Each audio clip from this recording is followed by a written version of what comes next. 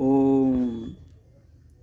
काशी आदि के विभिन्न लिंगों का वर्णन तथा अत्रि ईश्वर की उत्पत्ति के प्रसंग में गंगा और शिव के अत्रि के तपोवन में नित्य निवास करने की कथा सुज्जी कहते हैं। मुनीश्वरों, गंगा जी के तट पर मुक्ति दायिनी काशीपुरी सुप्रसिद्ध है। ओ भगवान शिव की निवास स्थली मानी गई है, उसे शिवलिंगमयी ही समझना चाहिए।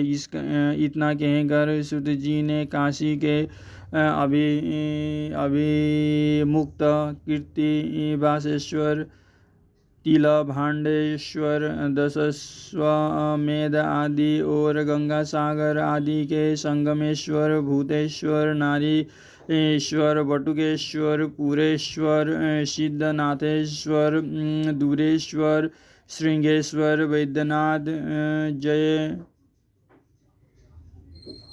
जपियेश्वर, गोपेश्वर, रंगेश्वर, बामेश्वर, नागेश, कामेश, विमलेश्वर, प्रयाग के ब्रह्मेश्वर, सोमेश्वर, भारद्वाजेश्वर, शूलटंकेश्वर, माघवेश तथा अयोध्या के नागेश आदि अनेक प्रसिद्ध शिवलिंगों का वर्णन करके अत्रीश्वर की कथा के प्रसंग में यह बतलाया कि अत्रि पत्नी अनसुया पर कृपा करके गंगा जी वहाँ पधारी।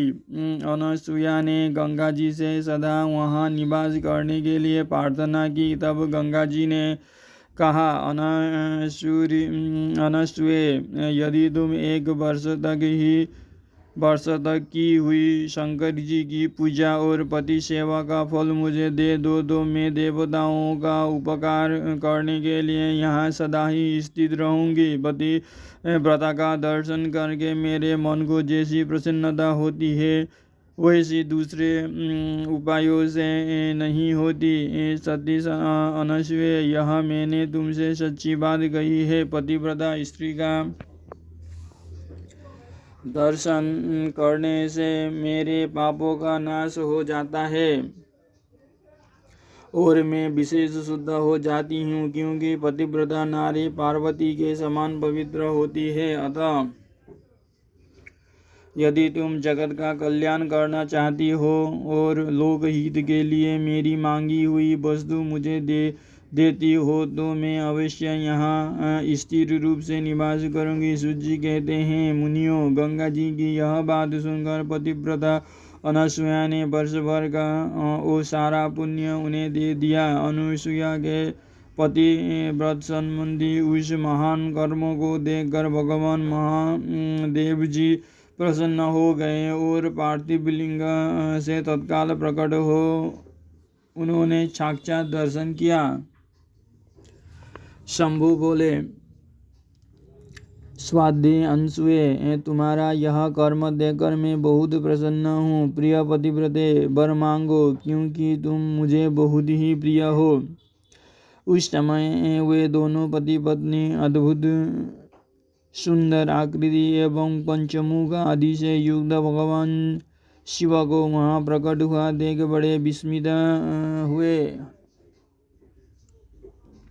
उन्होंने हाथ जोड़ नमस्कार और स्तुति करके बड़े भक्तिभाव से भगवान शंकर का पूजन किया। फिर उन लोक कल्याणकारी शिव से कहा।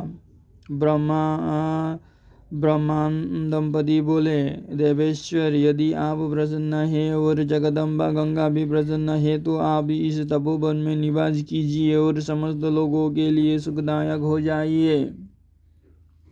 तब गंगा और शिव दोनों ही प्रसन्न हो उस स्थान पर जहाँ वे ऋषि शिरोमणि रहते थे प्रतिष्ठित हो गए।